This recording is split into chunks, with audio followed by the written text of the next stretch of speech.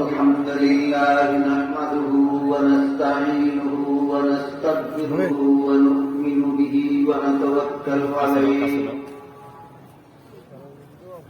ونعوذ بالله من شرور أنفسنا ومن سيئات أعمالنا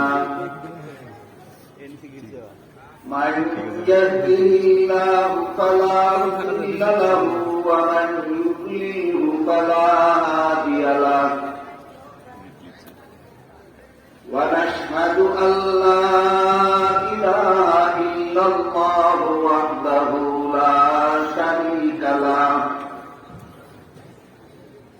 ونشهد أن سيدنا ونبينا ومولانا محمدا عبده ورسوله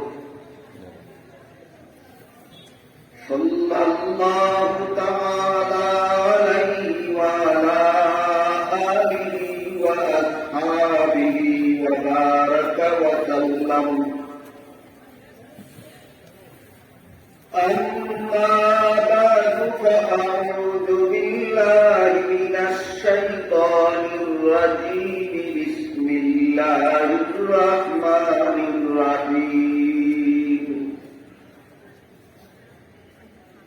فلولا نفر من كل فرقة منهم طائفة ليتفقهوا في الدين وَلْيُنذِرُوا قَوْمَهُمْ إِذَا رَجَعُوا إِلَيْهِمْ لَعَلَّهُمْ يَحْذَرُونَ وَقَالَ رَسُولُ اللَّهِ صَلَّى اللَّهُ عَلَيْهِ وَسَلَّمَ مَنْ يُرِدِ اللَّهُ بِهِ خَيْرًا يُفَقِّهْهُ في الدين أو كما قال عليه الصلاة والسلام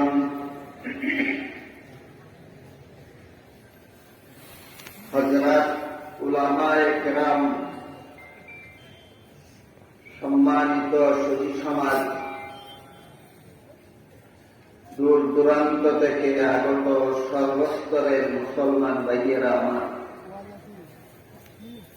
ও আমার পর্দানিশীল মা ও বোনেরা, পবিত্র কোরআনের সূরায়ে তাওবা এর 122 নম্বর আয়াতের শেষের অংশ আমি আপনাদের সামনে তিলাওয়াত করব। তাতে আল্লাহ পাক রব্বুল আলামিন আমাদের নির্দেশ দিয়ে বলেন, তোমরা কিছু মুসলমানেরা তাফাক্কুহ ফিদ্দীন হাসিল করার জন্য বের হয়। এই দুটি শব্দ আমি কোরআন হাদিসের ভাষাতেই বললাম, তাফাক্কুহ ফিদ্দীন। আরবি ভাষা নিয়ে যারা লেখাপড়া করেননি তারা হয়তো না বুঝতে না পারেন, যারা বুঝেননি শব্দ দুটি তাফাক্কুহ ফিদ্দীন, অন্তত শব্দ দুটি আপাতত স্মরণ রাখেন। বাংলায় বলা যেতে পারে ইসলামী শিক্ষা দীক্ষা। তাহলে আয়াতের মর্ম দাঁড়ালো, তোমরা ইসলামী শিক্ষা দীক্ষা অর্জনের জন্য বের হয়ে যাও। যেহেতু রাজশাহীর একটা প্রসিদ্ধ ইসলামী শিক্ষা প্রতিষ্ঠান এর উদ্যোগে আয়োজিত এই মুবারক সমাবেশে আমরা যোগদান করেছি, তাই আনুষঙ্গিকভাবেই আমি ইসলামী শিক্ষা বিষয়ক আয়াতটি আপনাদের সামনে তিলাওয়াত করছি। তবে আপনারা বিজ্ঞাপনে দেখে থাকবেন এটা ইসলাহী জুর নামে আইন, অর্থাৎ আত্মসংশোধনমূলক সমাবেশ। আত্মসংশোধন এর কাজটা ইসলামী শিক্ষার 3 ভাগের 1 ভাগ। সর্বমোট 3 প্রকার শিক্ষা হল ইসলামী শিক্ষা। এর বাইরে কোন ইসলামী শিক্ষা নেই। একটা হলো ইলমে আকাইদ, আরেকটা হলো ইলমে ফিকহ, আরেকটা হলো ইলমে তাসকিয়া বা ইলমে তাসাউফ। এই 3 প্রকার এলেমই হলো ইসলামী শিক্ষা। এর মধ্যে প্রথমটার সম্পর্ক আকীদা বিশ্বাসের সাথে, দ্বিতীয় প্রকার এলেমের সম্পর্ক আমলের সাথে, আর তৃতীয় এলেমের সম্পর্ক ইসলাহে নফসের সাথে। সুতরাং ইসলামী শিক্ষা নিয়ে যদি আলোচনা হয় তাহলে কি আত্মসংশোধন বাদ করে? তাই ইনশাআল্লাহ ধারাবাহিকভাবে আপনারা কথাটি শুনলে আশা করি এর ভিতরে ইসলাহী আত্মসংশোধনমূলক আলোচনা ইনশাআল্লাহ পেয়ে যাবে। আয়াতে আল্লাহ নির্দেশ দিয়েছেন তোমরা তাফাক্কুহ দ্বীন হাসিল করার জন্য বের হয়ে যাও। এখানে প্রধান শব্দ দুটি, একটি হল দ্বীন আর একটি হল তাফাক্কুহ। প্রথমে আমি আপনাদের সামনে তুলে ধরার চেষ্টা করব আমাদের দ্বীন বলতে কি না। তারপরে আমি আপনাদের সামনে তুলে ধরার চেষ্টা করব তাফাক্কুহ দ্বীন বলতে কি। বস মাত্র দুটি জিনিস আজকের আলোচনা, দ্বীন এবং তাফাক্কুহ। পবিত্র কোরআনের বিভিন্ন আয়াতে আল্লাহ রব্বুল আলামিন দ্বীন শব্দটি ব্যবহার করেছেন। একই অর্থে নয়, বিভিন্ন। বুঝে থাকলে একটু দয়া করে বলুন তো, দ্বীন শব্দটিকে আল্লাহ কোরআনের সবগুলি আয়াতে একই অর্থে ব্যবহার করেছেন না ভিন্ন ভিন্ন? এই কারণে অনেক মুসলমান এক কথায় বলতে পারে না যে আমার দ্বীন বলতে কি, অথচ সমস্ত মুসলমানের জানা থাকা দরকার যে আমার দ্বীন বলতে কি। তাই প্রথমে আমি আপনাদের সামনে কোরআনের বিভিন্ন আয়াতের উদাহরণ পেশ করার চেষ্টা করব, যার মাধ্যমে আপনারা বুঝতে পারেন যে কোরআনের দ্বীন শব্দ সবগুলি আয়াতে একই অর্থে ব্যবহৃত নয়, বিভিন্ন আয়াতে বিভিন্ন অর্থে ব্যবহৃত। তারপরে আমি আপনাদের সামনে তুলে ধরার চেষ্টা করব যে সামগ্রিকভাবে আমাদের দ্বীন বলতে কি বোঝায়, দ্বীনের পরিপূর্ণ সংজ্ঞাটা কি, দ্বীনের কমপ্লিট ডেফিনেশনটা কি, দ্বীনের সংজ্ঞাটা কি, এটাকে একটু পরে আলোচনা তুলে ধরা। পবিত্র কোরআনের যে আয়াতে আল্লাহ সর্বপ্রথম দ্বীন শব্দটি ব্যবহার করেছেন সেটি হল সূরাতুল ফাতিহার 3 নম্বর আয়াত। এখানে আল্লাহ বলেছেন মালিক ইয়াউমিদ্দিন।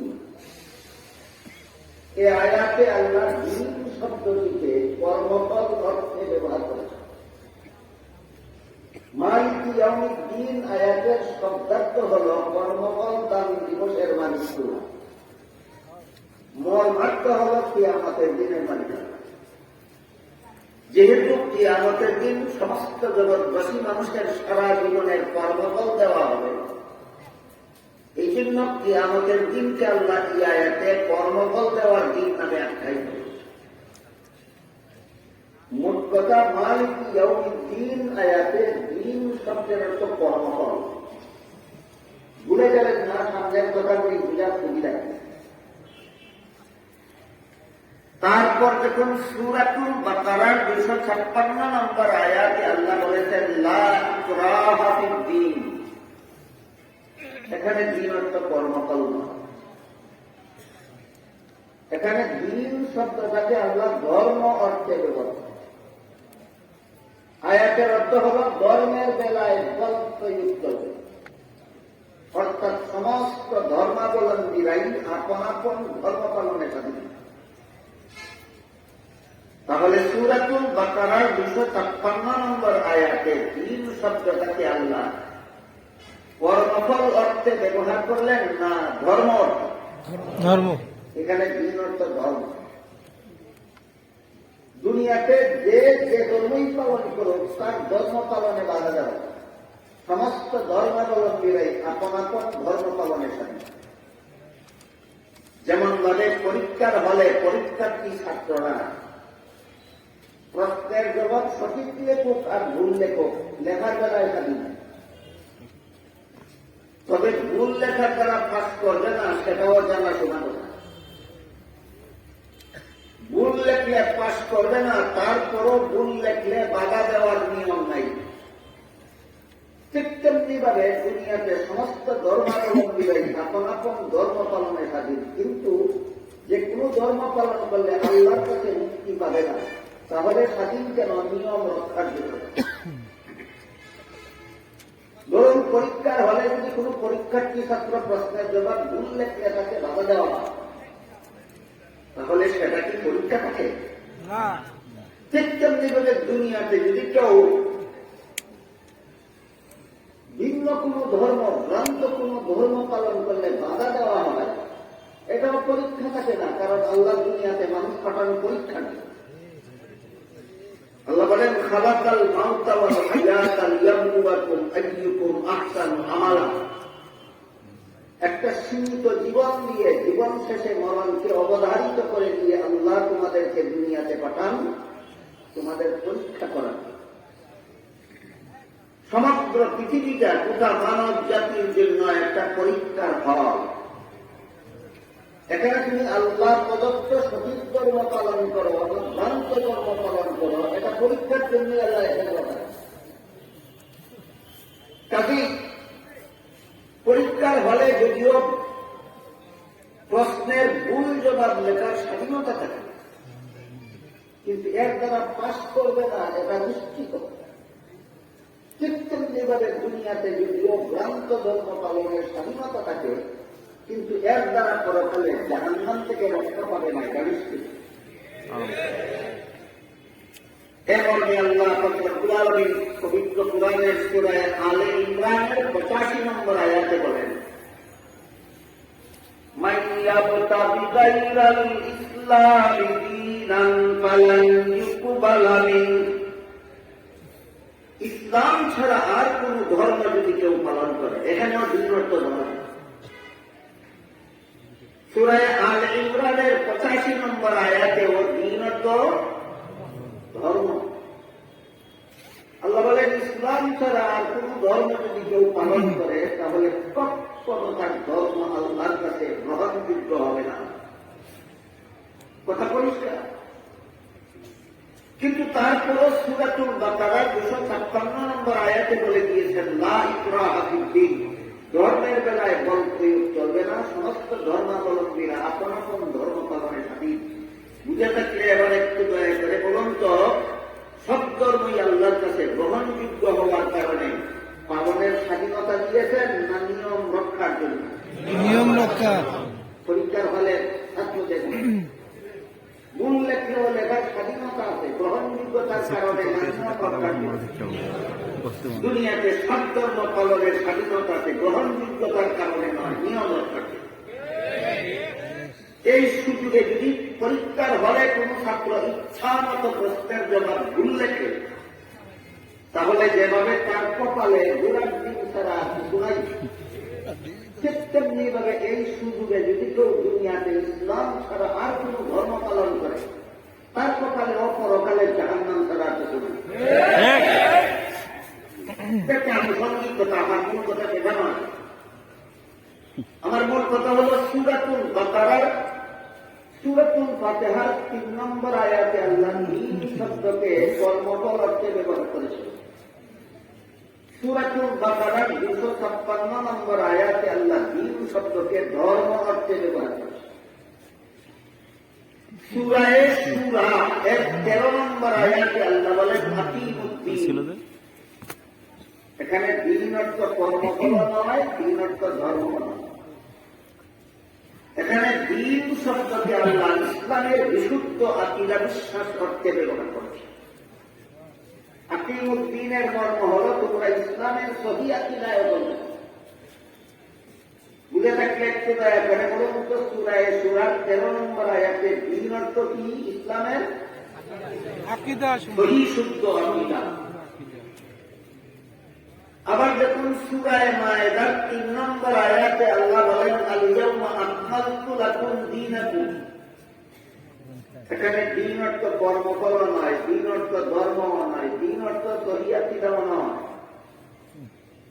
এখানে আল্লাহ দিন শব্দটাকে ব্যবহার করেছেন ইসলামের বিধিবিধান বুঝাবার জন্য, ইসলামের বিধিবিধান পরিপূর্ণ করে। এই পর্যন্ত যে কথাগুলি আমি বলেছি, যারা মনোযোগ দিয়ে শুনেছেন এবং বুঝতে পেরেছেন, সামনের কথাগুলি বোঝার সুবিধার্থে আপনারা একটু দয়া করে বলবেন সূরাতুল ফাতিহার 3 নম্বর আয়াতে দিন অর্থ, সূরাতুল বাকারার 256 নম্বর আয়াতে দিন অর্থ ধর্ম, সূরায়ে সূরার 13 নম্বর আয়াতে দিন অর্থ আকিদা, সহি আকিদা, সূরায়ে মায়েদার 3 নম্বর আয়াতে দিন অর্থ বিধিবিধান ইসলাম। আমাকে একটু জিজ্ঞাসা করে তোমার দিন বলতে তুমি কি বুঝো, তাহলে কি বলো? এটা একটা বিভ্রান্তি কথা তো, একটু চেপে যাবার কথা। এই জন্য আমি বলেছিলাম যে প্রথমে আমি আপনাদের সামনে কতগুলি উদাহরণ পেশ করবো, যার মাধ্যমে আপনারা বুঝতে পারেন যে দিন শব্দটাকে আল্লাহ কোরআনের সবগুলি আয়াতে একই অর্থে ব্যবহার করেনি, বিভিন্ন আয়াতে বিভিন্ন অর্থে ব্যবহার করেছে। এরপরে বলেছিলাম আমি আপনাদের সামনে তুলে ধরবো দিন বলতে, এক কথায় আমার দিন বলতে কি বোঝায়, যার অন্তর্ভুক্ত থাকবে সবগুলি অর্থ, সেই অর্থে দিন বলতে কি বোঝায়। এই প্রশ্নের জবাব পাওয়া যায় রাসূল কারীম সাল্লাল্লাহু আলাইহি ওয়াসাল্লামের একটি হাদিস। হাদিসটাকে মুহাদ্দিসিনে কেরামের পরিভাষায় হাদিসে জিবরিল বলা হয়। হযরত জিবরিল ফেরেশতা একজন অচেনা মানুষের আকৃতি ধারণ করে রাসূল কারীম সাল্লাল্লাহু আলাইহি ওয়াসাল্লামের খেদমতে এসেছিলেন। রাসূল তখন কয়েকজন সাহাবাদেরকে নিয়ে বসা ছিলেন। জিবরিল রাসূলের মুখোমুখি হয়ে বসলেন এবং রাসূলকে কতগুলি প্রশ্ন করে চলে গেলেন। চলে যাওয়ার পর রাসূল উপস্থিত সাহাবাদের জিজ্ঞেস করলেন, তোমরা কি এই আগন্তুক লোকটাকে চিনতে পেরেছ? সাহাবাগণ বলেন, আমরা চিনতে পারি। রাসূল বলেন, হুয়া জিবরিলু আতাকুম ইউআল্লিমুকুম দীনাকুম।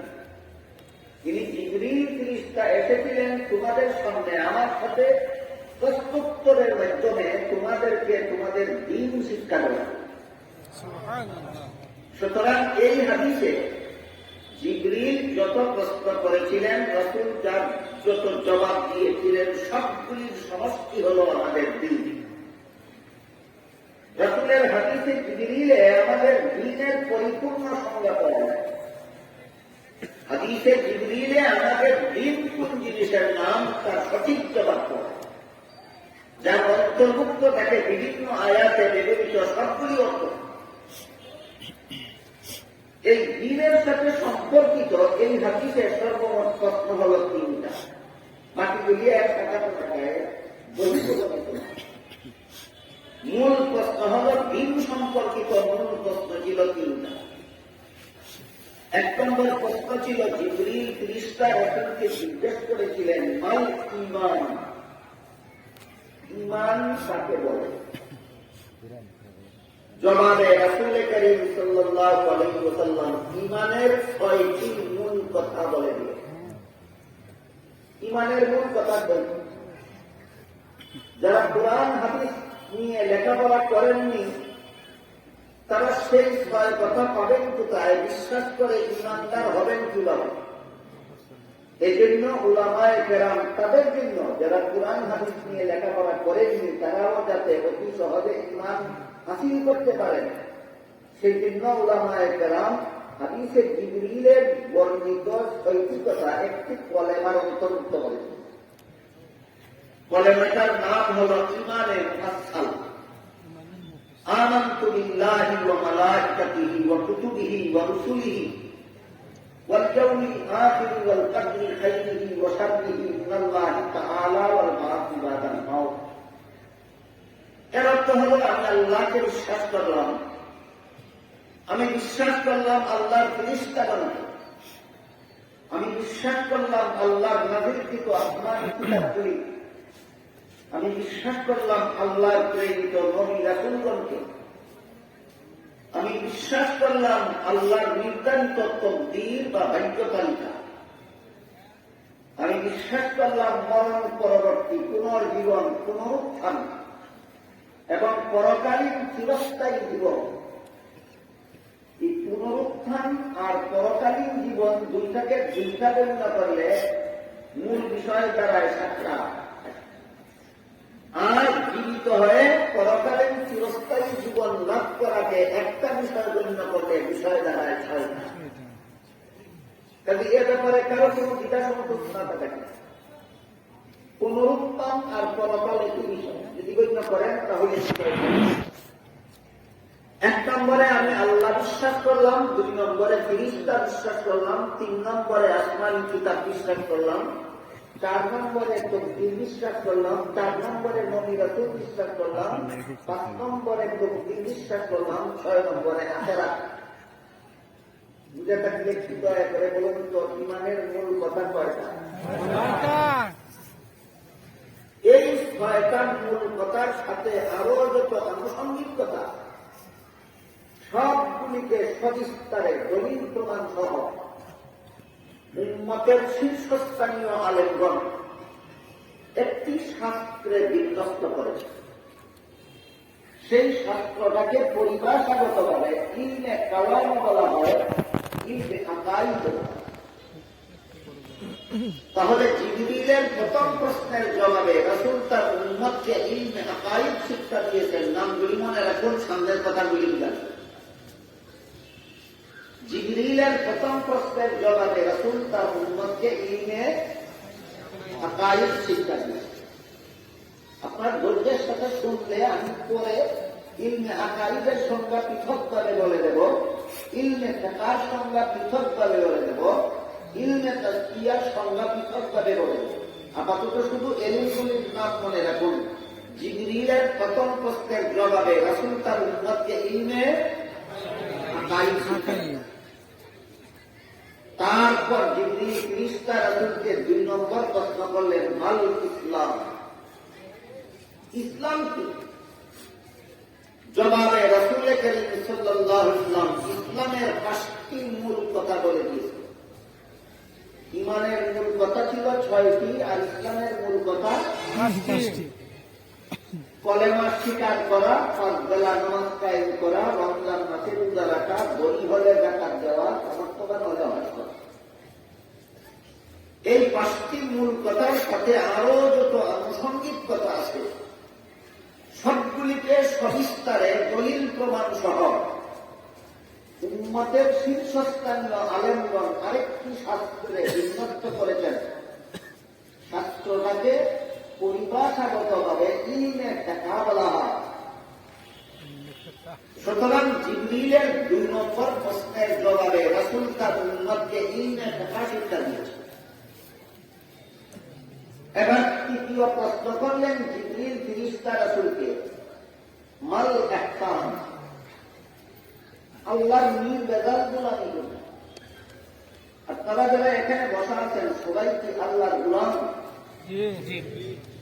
আমরা সবাই আল্লাহর গোলাম তো? গোলামিটা বেজালযুক্ত গোলাম না নির্বেজাল গোলাম, এটা বুঝবো কিভাবে? আমরা যে আল্লাহর গোলাম, আমরা যে স্বীকার করি আল্লাহর গোলামি করি, ইয়াকা না'বুদু বলা হয় সূরাতুল ফাতিহায় 4 নম্বর আয়াতে বলা হয়েছে ইয়াকা না'বুদু, আমরা সবাই মিলে তোমারই গোলামি করি, তোমারই ইবাদত করি, তোমারই উপাসনা করি। ইবাদত বলেন, গোলামি বলেন, উপাসনা বলেন, অর্চনা বলেন, মর্মার্থ এক। ইয়াকা নাবুদু, আমরা সবাই তোমারই গোলামি করি, তোমারই ইবাদত করি, তোমারই উপাসনা অর্চনা। সেখানে আমরা কি স্বীকার করলাম যে আমরা কেউ কেউ আছি যারা আল্লাহর গোলাম নই? না, সবাই আমরা আল্লাহর গোলাম। সমস্ত মুসলমান ওইখানে স্বীকৃতি দিয়ে এসেছে যে আমরা সবাই আল্লাহর গোলাম।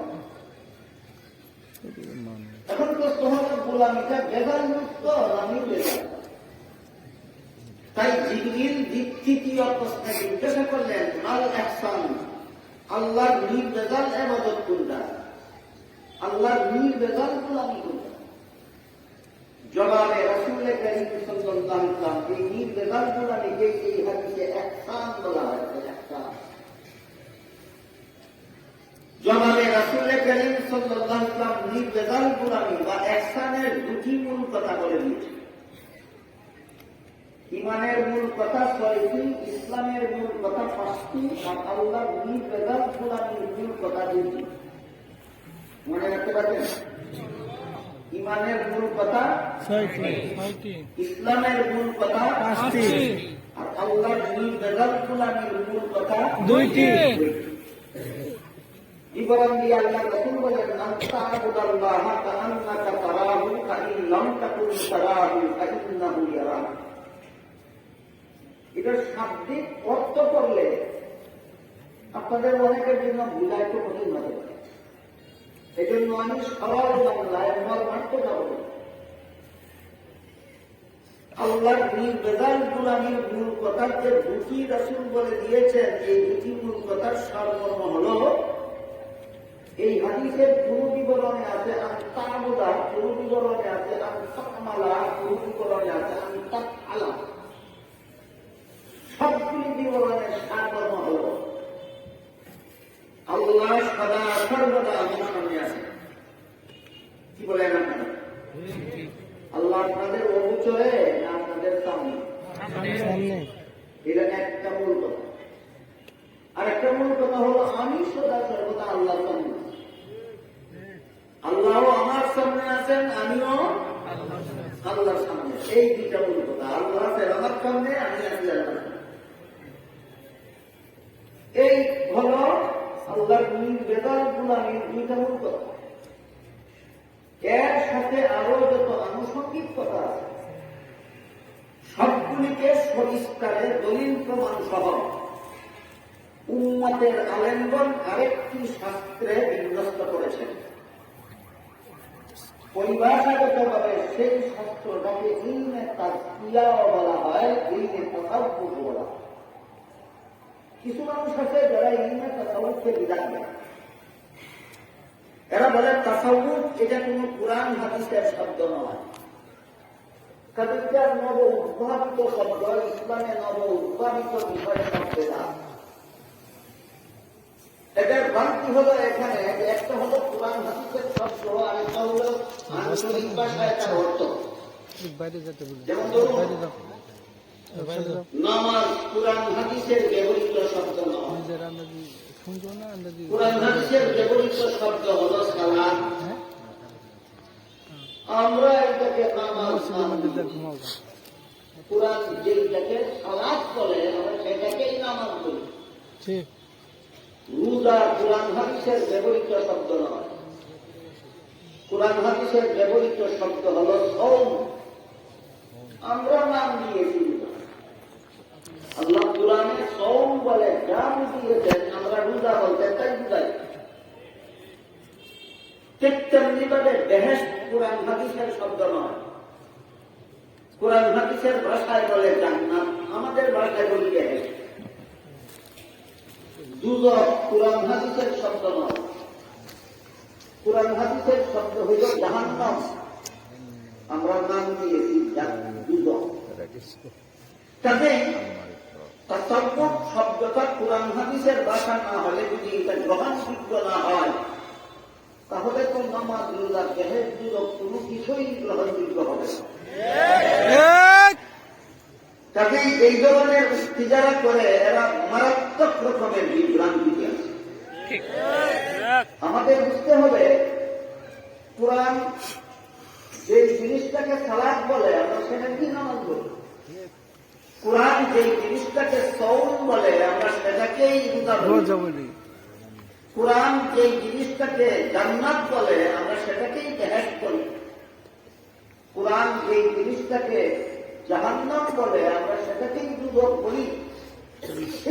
ঠিক তেমনি ভাবে কোরআন যে জিনিসটাকে তাসকিয়ায়ে নফস বলে আমরা সেটাকেই ইলমে তাসাউফ বলি। কাজে তাসকিয়াকে তাসাউফ বলা যদি বেড়াতে হয়, নামাজকে সালাতকে নামাজ বলা হবে না হবে। ঠিক। তাসকিয়াকে তাসাউফ বলা যদি বেদাত হয় তাহলে সওমকে রোজা বলা হবে না হবে। তাসকিয়াকে তাসাউফ বলা যদি বেদাত হয় তাহলে জান্নাতকে বেহেশত বলা হবে না হবে। তাসকিয়াকে তাসাউফ বলা যদি বেদাত হয় তাহলে জাহান্নামকে রোজা বলা হবে না হবে। আসলে একটা বেদাত নয়, একটা হলো কোরআন হাদিসের ব্যবহৃত শব্দ আর একটা হলো পারিভাষিক অনুবাদ। একটা কোরআন হাদিসের ব্যবহৃত শব্দ আর একটা হলো ব্যবহারিক অনুবাদ, পারিভাষিক অনুবাদ।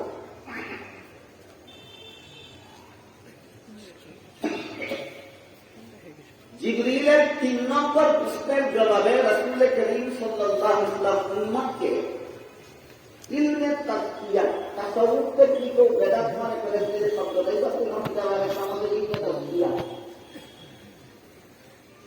জিবরিলের 3 নম্বর প্রশ্নের জবাবে রাসূল তার উম্মতকে ইলমে তাসকিয়া শেখালেন। তাসকিয়া কিন্তু কোরআনে আছে, তাসকিয়া সরাসরি কোরআনে আছে। আল্লাহ পাক রব্বুল আলামিন সূরা শামসের মধ্যে অনেকগুলি কসম খেয়ে তাসকিয়া কথাটা বলেছেন।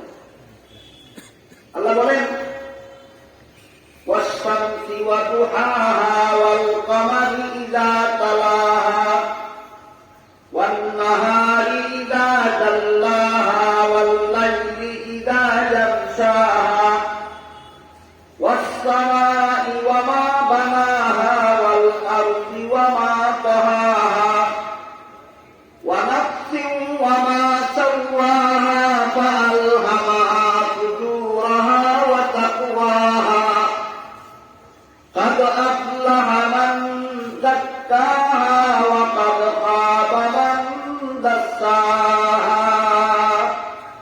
এখানে আল্লাহ বলেন আমি সূর্যের কসম খেয়ে বলছি, আমি সূর্যের আলোর কসম খেয়ে বলছি, আমি চন্দ্রের কসম খেয়ে বলছি, আমি চন্দ্রনীর কসম খেয়ে বলছি,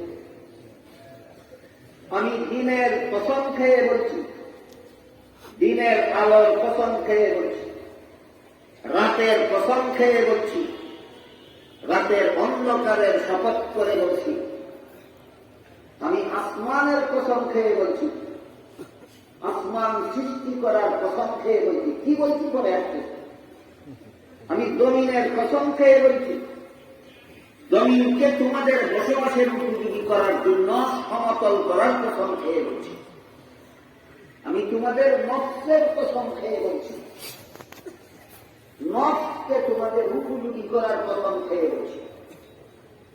এই নফসের তাসকিয়া যে হাসিল করল তার জীবন সফল হয়েছে। সুবহানাল্লাহ। যে নফসের তাসকিয়া হাসিল করল না তার জীবন বিফল হয়ে গেল। তাসকিয়ায়ে নফস এর কথা আল্লাহ কোরআনে বলেছেন, বলেছেন কি একটুকুনি কসম খেয়ে কোন সূরায় বলেছেন, শুধু নফসের তাসকিয়ার বিষয়টা বলেছেন। নফসের তাসকিয়া যে অর্জন করলো তার জীবন সফল হয়ে গেল, নফসের তাসকিয়া যে বর্জন করলো তার জীবন বিফল হয়ে গেল। সুতরাং জিবরিলের 3 নম্বর প্রশ্নের জবাবে রাসূল তার উম্মতকে বলতে পারেন কেউ কোন ইলম শিক্ষা দিলেন, ইলমে তাসাউফ। তাসাউফ শব্দ নিয়ে যেহেতু কেউ বিতর্কের সৃষ্টি করে শব্দটাই আমরা ব্যবহার না করলাম। তাসকিয়া তো কোরআনে ব্যবহার, তাসকিয়া শব্দটা তো কোরআনে ব্যবহার। তাই আমরা কোরআনের যে কোরআনের যে বই তত্ত্বটাই ব্যবহার করি অন্যভাবে না দিয়া জিবরিলের 3 প্রশ্নের জবাবে রাসূল উম্মতকে 3 প্রকারে শিক্ষা দিয়েছেন। প্রথম প্রশ্নের জবাবে রাসূল ইলমে আকাইদ শিক্ষা দিয়েছেন, দ্বিতীয় প্রশ্নের জবাবে রাসূল ইলমে ফিকহ শিক্ষা দিয়েছেন, তৃতীয় প্রশ্নের জবাবে রাসূল ইলমে তাসবিয়া শিক্ষা দিয়েছেন। বুঝেছেন? একটু দয়া করে বলবেন যারা বুঝেছেন। জিবরিলের 3 প্রশ্নের জবাবে রাসূল উম্মতকে কত ইলম শিক্ষা দিয়েছেন? 3 ইলম। 3 ইলম শিক্ষা দিয়েছেন। প্রথমটার নাম ইলমে আকাইদ, দ্বিতীয়টার নাম ইলমে ফিকহ, তৃতীয়টার নাম ইলমে তাসবিয়া। ইলমে তাসবিয়া। আজকাল কেউ কেউ ইলমে ফিকহকে তিরস্কার করে, ইলমে ফিকহকে তিরস্কার করে, বলে পুরানো যে হাদিস আছে সেখানে আবার দেখা নেই। পুরান হাদিস হলো দুধের মতো, আর ফিকহ হলো ঘিয়ের মতো। বলুন, দুধের মধ্যে ঘি দেখা যায় না শুধু দুধ দেখা যায়? এটার মধ্যে প্রক্রিয়াগত ভাবে মেহনত করলে যে ঘি দুধের মধ্যে দেখা যায় না সেই ঘি দুধের ভিতর থেকেই বের হয়ে আসে। ঠিক তেমনি ভাবে যাদের চোখে ইসলামের দেখা দেখতে পায় না, শুধু কোরআন আর হাদিস দেখে, এরা প্রক্রিয়াও জানে না, মেহনত করে না, এই জন্য কোরআন হাদিস থেকে যে কথা বের হয়ে আসে এটা তারা বুঝেও না, মানে না।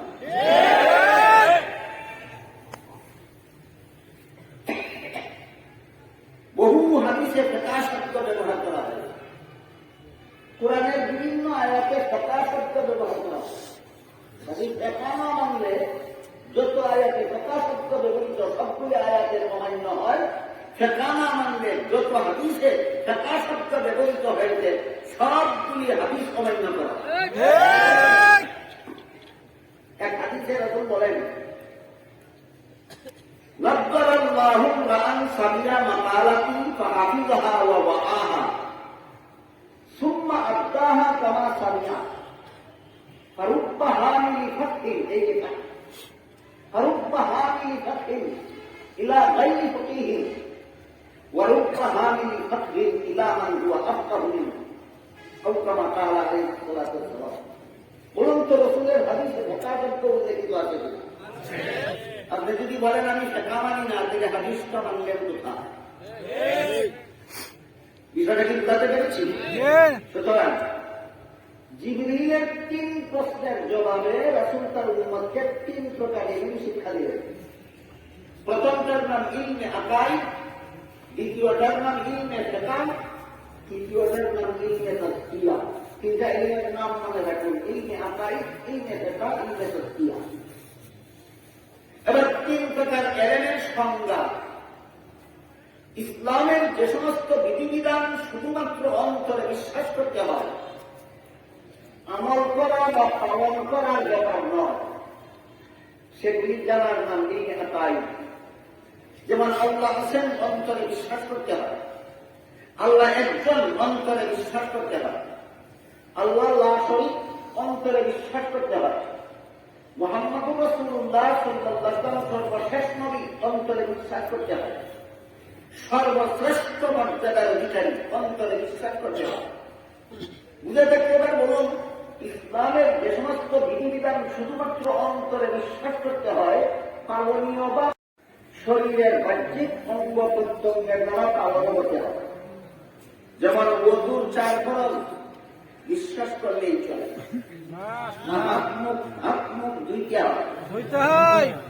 নামাজের 13 ফরজ বিশ্বাস করলেই চলে, না নিয়ম মতো রুকু সিজদা করতে হয়। রমজান মাসের রোজা ফরজ বিশ্বাস করলেই হয়, না সারাদিন রোজার নিয়তে উপবাস পালন করতে হয়। তাহলে ইসলামের যে সমস্ত বিধিবিধান শুধু বিশ্বাস করলে চলে না, শরীরের বাহ্যিক অঙ্গ প্রত্যঙ্গের দ্বারা পালনও করতে হয়।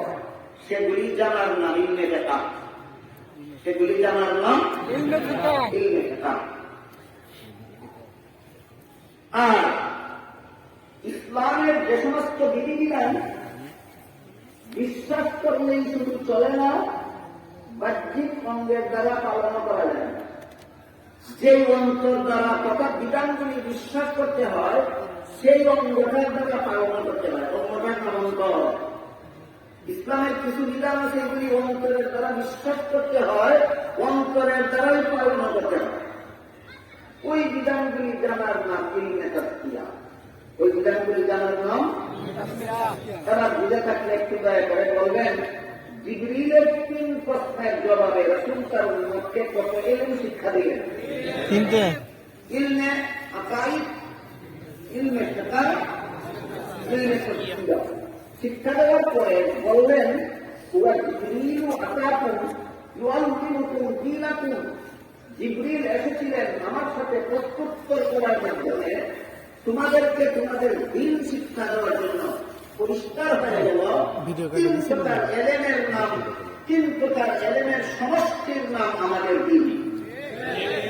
কত প্রকার এলেমের সমষ্টির নাম আমাদের দিন? 3 প্রকার। ইলমে আকাইদ, ইলমে ফিকহ, ইলমে তাসকিয়া, 3 প্রকার এলেমের সমষ্টি হলো আমাদের দিন। এই যে দিনের পরিপূর্ণ সংজ্ঞা এখানে দেওয়া হলো, এর ভিতরে যত আয়াতে দিন শব্দকে যত অর্থে ব্যবহার করা হয়েছে সবগুলি অর্থ এই সংজ্ঞার ভিতরে বিদ্যমান। রাসূলের যত হাদিসে দিন শব্দকে যত অর্থে ব্যবহার করা হয়েছে সবগুলি অর্থ এই দিনের পরিপূর্ণ সংজ্ঞার ভিতরে বিদ্যমান। সুতরাং মুসলমানের দিন কাকে বলে, এর কমপ্লিট এর পরিপূর্ণ সংজ্ঞা হল, এর কমপ্লিট ডেফিনেশন হল হাদিসে জিবরিল। আমাদের দিন বলতে কি বোঝায়, তার পরিপূর্ণ সংজ্ঞা হল হাদিসে জিবরিল। আমাদের দিন বলতে কি বোঝায়, তার কমপ্লিট ডেফিনেশন হল হাদিসে জিবরিল। হাদিসে জিবরিলে রাসূল তার উম্মতকে 3 প্রকার ইলম শিক্ষা দিয়ে বলেছেন, এটার সমষ্টি তোমাদের দিন। ইলমে আকাইদ, ইলমে ফিকহ, ইলমে তাসকিয়া, 3 প্রকার ইলমের সমষ্টি হল আমাদের দিন। আমি শুরুতে বলেছিলাম আল্লাহ সূরা তাওবা এর 122 নম্বর আয়াতে নির্দেশ দিয়েছেন, মুসলমানেরা তোমাদের কিছু সংখ্যক মুসলমান দিন হাসিল করার জন্য বের হয়ে যাও। সেখানে বলেছিলাম যে আগে আমাদের দিন বুঝতে হবে, আমাদের দিন বলতে কি বোঝায়, তারপরে বুঝবো আমরা তাফাক্কুহির দিন বলতে কি বোঝায়। এতক্ষণে বুঝলেন কিনা আমাদের দিন বলতে কি বোঝায়? 3 প্রকার এলেমের সমষ্টির নাম আমাদের দিন। 3 প্রকার এলেমের সমষ্টির নাম আমাদের দিন। এর মধ্যে 3য় প্রকারের সাথে সম্পর্কিত আপনাদের বিজ্ঞাপনের শিরোনাম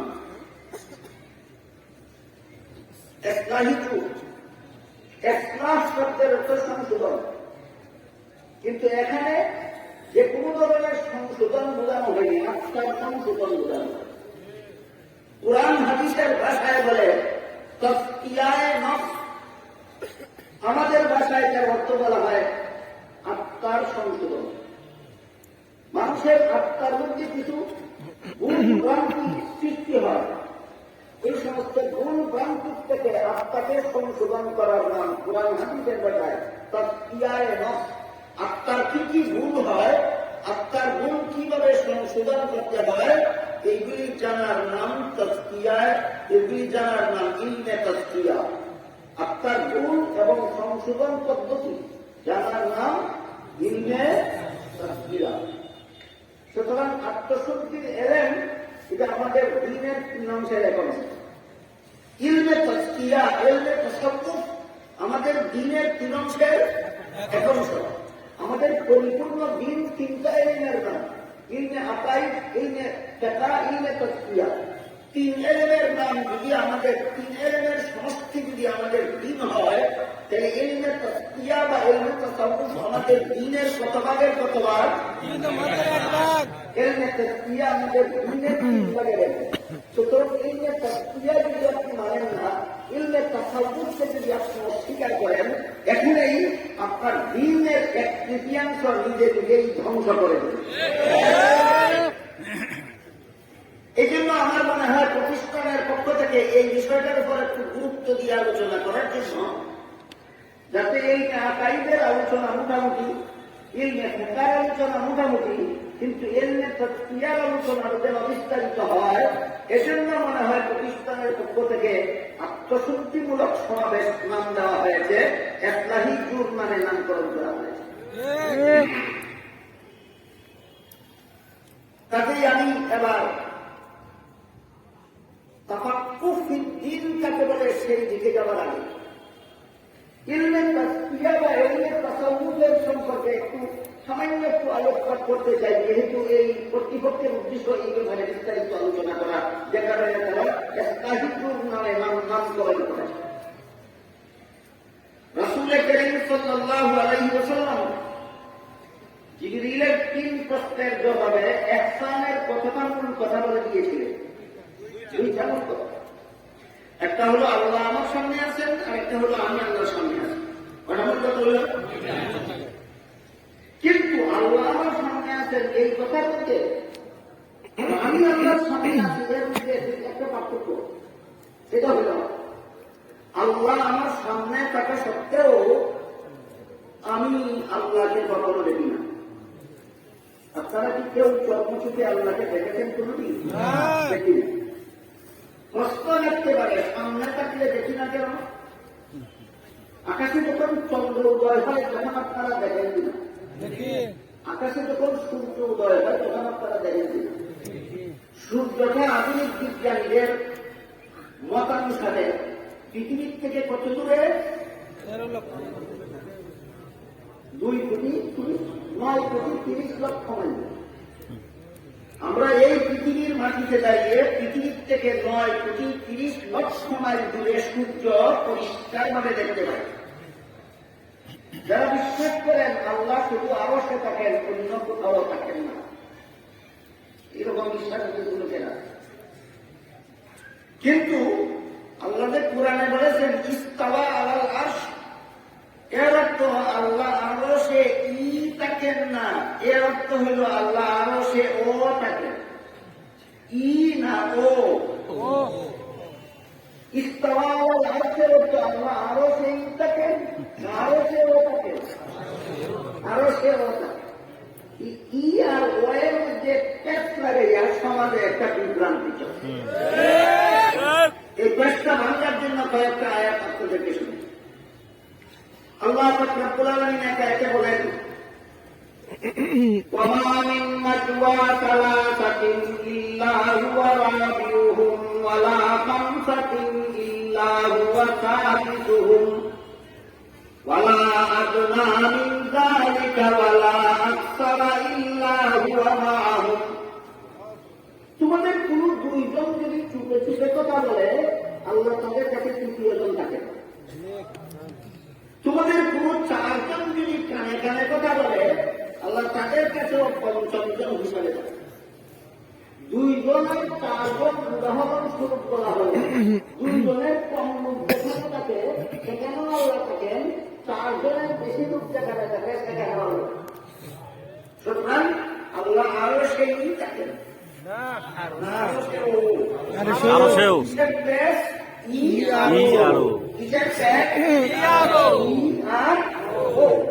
কি বুঝলেন আপনারা পরবর্তী আয়াতের দ্বারা? আল্লাহ আরো সেই থাকেন না আরো সেও থাকেন?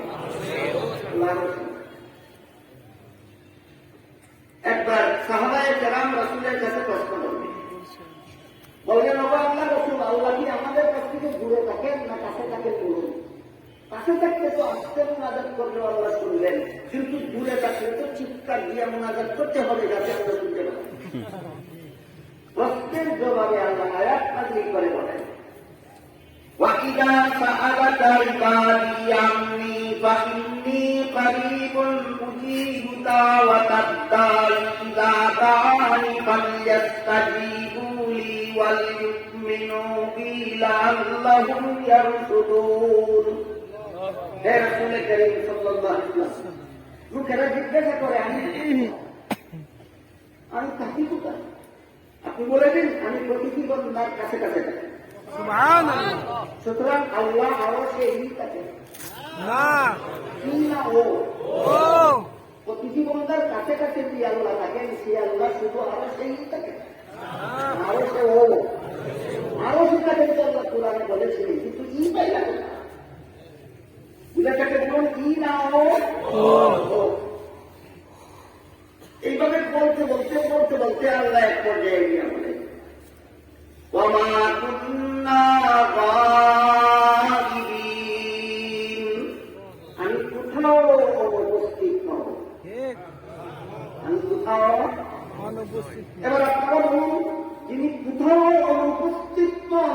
উপস্থিত থাকতে পারে।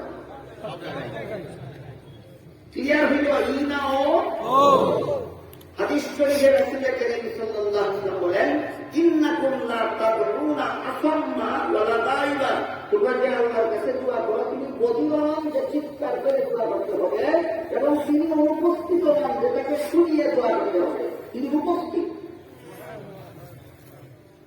এবার আমরা বললাম কিনা আল্লাহ তো আমাদের সামনে আছেন, তারপরে যদি কেউ মনে করেন যে আমার সামনে বলতে এই পৃথিবীর কোথাও আল্লাহ নাই, তাহলে আমি বলি আকাশের সূর্য পৃথিবীর থেকে বিজ্ঞানীদের কথায় কত দূরে আছে?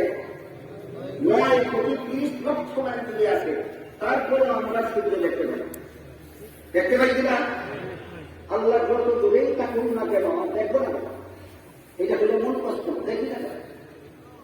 এই যে হাদিসে জিবরীলের রাসূল জিবরীলের তৃতীয় প্রশ্নের জবাবে আল্লাহর নির্দেশাবলী আমি দুইটা মূল কথা বলে দিলেন। একটা হলো আল্লাহ আমার সামনে আছেন, আর একটা হলো আমি আল্লাহর সামনে আছি। আল্লাহ আমার সামনে যত কাছেই থাকুন অথবা যাদের ভিন্ন বিশ্বাসীদের মধ্যে যত দূরেই থাকে, সূর্যটা 9,30,00,000 মাইল দূরে থাকে, তবুও দেখি আল্লাহ যত দূরেই থাকুন দেখি না কেন? এই প্রশ্নের জবাবটাও মানে রাখা। দুনিয়ার জীবনে কোন মানুষের চোখে আল্লাহ তাকে দেখার মতো পাওয়ার দান করেন না। দুনিয়ার জীবনে কোন মানুষের চোখে আল্লাহকে দেখার মতো পাওয়ার দান করেন। যদি দান করতেন তাহলে অবশ্যই আকাশের সূর্য দেখতে পারি 9,30,00,000 মাইল দূরে, আল্লাহকে দেখতে পারবো না। যেহেতু চোখে আল্লাহকে দেখার মতো পাওয়ার দান করেন না, এই জন্য আমাদের দৃষ্টি শক্তির ত্রুটির কারণে আমরা আল্লাহকে দেখি। দুনিয়ার জীবনে মানুষের দৃষ্টি শক্তিতে আল্লাহ এতটুকু ত্রুটি রাখলেন কেন? এই প্রশ্নের জবাব হল এইটুকু ত্রুটি যদি আল্লাহ আপনার থেকে আমার থেকে না রাখতেন, দুনিয়াতেই যদি আল্লাহকে দেখার মতো পাওয়ার আমাদের চোখে দিতেন, অবশ্যই আমরা দুনিয়া থেকে আল্লাহকে দেখতে পেতাম। কিন্তু তখন আমাদের ইমান গ্রহণযোগ্য হতো না। আল্লাহ দেখে ইমান আনলে ইমান কবুল হয় না, আল্লাহ না দেখে ইমান আনলে ইমান কবুল হয়। বুঝে থাকতে এবার বলুন, আল্লাহ দেখার মতো পাওয়ার আমাদের চোখে না দিয়ে আল্লাহ আমাদেরকে বঞ্চিত করবে, ইমান গ্রহণযোগ্য হওয়ার ব্যবস্থা করবে। এই হল কারণ যে আল্লাহ আমার সামনে থাকা সত্ত্বেও আমি দেখি না কেন। বিষয়টা কি বুঝে আসলো আপনাদের? এবার বলুন, আমি যে আল্লাহর সামনে আছি, আল্লাহ দেখার মধ্যে কি পরিমাণ ত্রুটি আছে তিনিও আমাকে দেখবেন না? আপনাদের ইমানকে জিজ্ঞাসা করে আল্লাহ দেখার গুণের মধ্যে কি পরিমাণ ত্রুটি আছে, যে কারণে তিনিও আমাকে দেখবেন না? আল্লাহ দেখার গুণে বিন্দু মাত্র ত্রুটি নাই, সুতরাং আল্লাহ সদা সততা আমাকে দেখেন। আল্লাহ আমার সামনে আছেন, কিন্তু আমি কখনো দেখি না কেন? এটার কারণ বললাম, আমি আল্লাহর সামনে আছি, আমি আল্লাহকে দেখি না আমার চোখের দৃষ্টি শক্তির ত্রুটির কারণে। আমি তো আল্লাহর সামনে আছি, আল্লাহর তো দেখার কোনো ত্রুটি নাই, তাকে আমাকে না দেখার কিন্তু মাত্র কারণ নাই, আল্লাহ সদা সর্বদা আমাকে দেখেন। এবার বলুন, আল্লাহ আমার সামনে আছেন আর আমি আল্লাহর সামনে আছি, দুই কথার মধ্যে সামান্য পার্থক্য আছে। আল্লাহর সামনে থাকা সত্ত্বেও আমি দেখি না, একটা বিশেষ কারণে।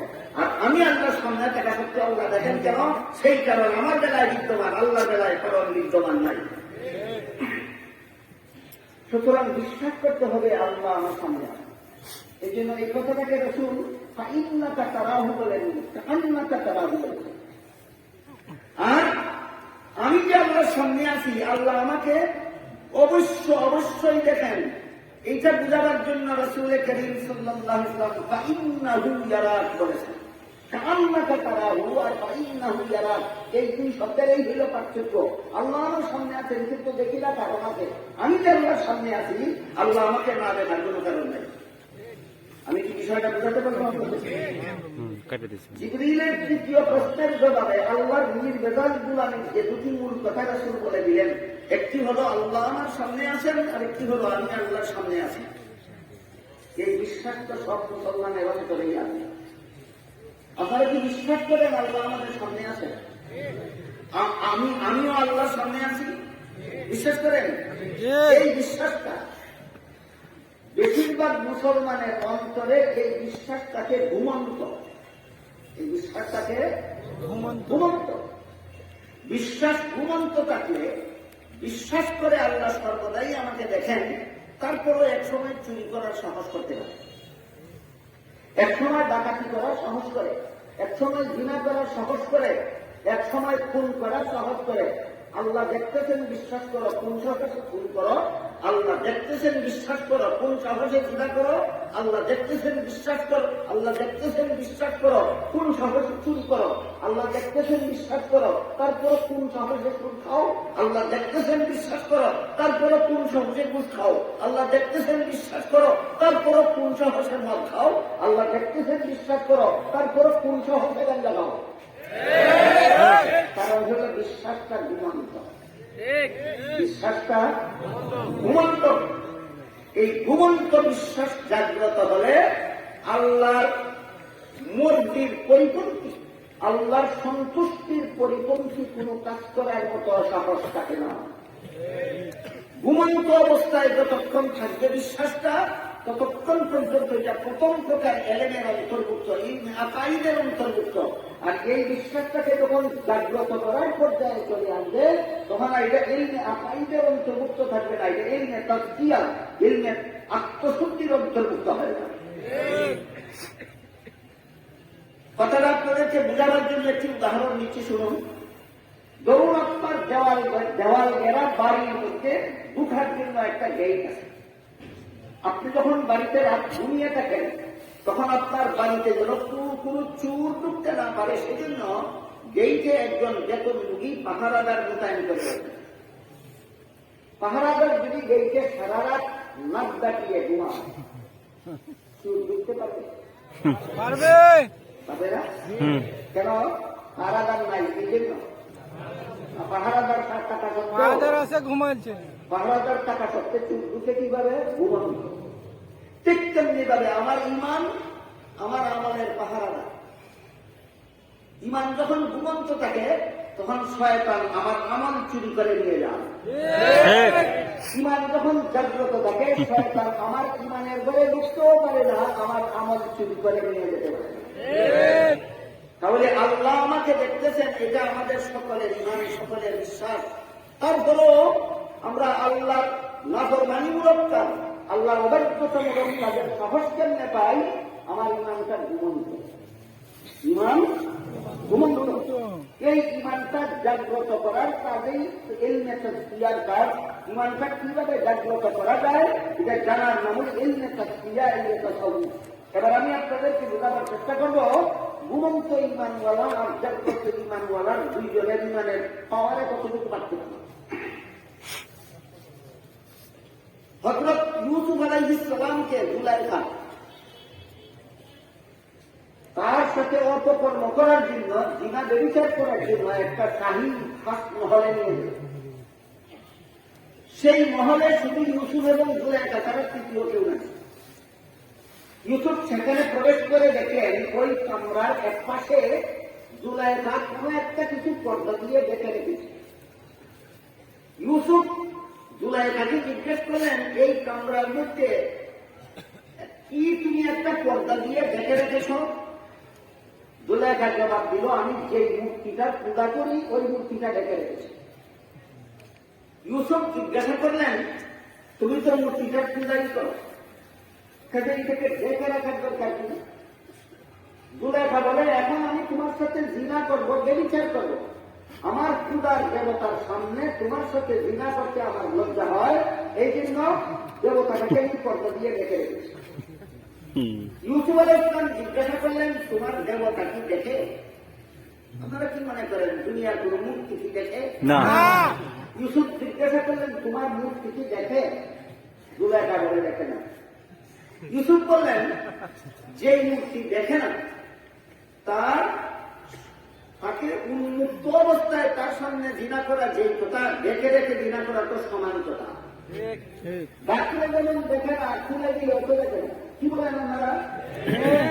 যে মূর্তি দেখে না তাকে দেখে রেখে তার সামনে জিনা করা যেই কথা, তাকে খোলা রেখে তার সামনে জিনা করা তো একই কথা। ডাকলেও তো দেখবে না, খোলা রাখলেও তো দেখবে না। তখন জুলাইখা বলে, আমার দেবতা যদিও দেখে না, কিন্তু তার চক্ষুগুলি এমন ভাবে বানানো হয়েছে যে তার মধ্যে দেখার গন্ডি আছে। যেমন বোঝা যায় তাকিয়ে আছে। বলেন তো তাকিয়ে থাকা অবস্থায় যে মূর্তি বানানো হয় এই মূর্তির চোখের ভঙ্গি কি দেখে না অবস্থা না দেখে অবস্থা? দেখার ভঙ্গি আছে তার চোখের মধ্যে, ভঙ্গিটার কারণে আমার লজ্জা। ইউসুফ আলাইহিস সালাম বললেন তোর যে মূর্তি চোখের মধ্যে দেখার ভঙ্গি দিয়ে বানানো হয়েছে কিন্তু আসলে দেখে না, তার সামনে আমার সাথে বিনা করতে যদি তোর লজ্জা হয় তাহলে আমার যে আল্লাহ আসলেই দেখে তার সামনে কুল লাগে আমি তোর সাথে বিনা করতে পারি। ঘটনা বুঝে থাকলে এবার আমি আপনাদের জিজ্ঞাসা করি, বাংলাদেশের কোন মুসলমান কি বেশ্যা করা যায়? বাংলাদেশের কোন মুসলমান কি পতাকাকে নারী দর্শন করে? বাংলাদেশের কোন মুসলমান কি কোন নারীর সাথে অবৈধ প্রেম করে আপত্তিকর কাজে লিপ্ত হয়? এদের আল্লাহ এদেরকে দেখে না। তাহলে এদের আল্লাহ এদেরকে দেখে, এটা বিশ্বাস করা সত্ত্বেও ব্যবসাতারায় পৌঁছা বসে যায়, তার ইমান ঘুমন্ত। তোমার আল্লাহ তোমাকে দেখে এই কথা বিশ্বাস করা সত্ত্বেও তুমি চুরি করতে পারো, তুমি ডাকাতি করতে পারো, তুমি খুন খারাপি করতে পারো, তুমি সন্ত্রাস করতে পারো, তুমি জালিয়াতি করতে পারো, তুমি দুর্নীতি করতে পারো, তুমি সুদ খেতে পারো, তুমি ঘুষ খেতে পারো, তুমি মদ খেতে পারো, তুমি গাঁজা খেতে পারো, অথচ তোমার বিশ্বাস আল্লাহ তোমাকে দেখে। এই বিশ্বাস, এই ইমান জাগ্রত না ঘুমন্ত? ইউসুফ আলাইহিস সালামের ইমানটাও ঘুমন্ত ছিল না জাগ্রত? এবার বলুন, আমি কি আপনাকে বুঝাতে পারলাম যে আল্লাহ যে আমাকে সদা সর্বদা দেখে, এই বিশ্বাস কারো ঘুমন্ত থাকে কারো জাগ্রত থাকে, দুইটা অবস্থা কি বুঝাতে পেরেছি? বুঝে থাকতে বলুন তো, আল্লাহ আমাকে সদা সর্বদা দেখে এই বিশ্বাস যদি আমার অন্তরে জাগ্রত থাকে তাহলে কি আমি আল্লাহর নাফরমানিমূলক কোন কাজ, আল্লাহর অবৈধতামূলক কোন কাজের সাহস করতে পারি না? সুতরাং আল্লাহ আমাকে দেখে এই ইমান জাগ্রত করার দরকার নাই, দরকার আছে। এই দরকারে রাসূল কারীম সাল্লাল্লাহু আলাইহি ওয়াসাল্লাম জিবরিলের দ্বিতীয় প্রশ্নের জবাবে উম্মতকে ইলমে তাসবিহ শিক্ষা দিয়েছেন।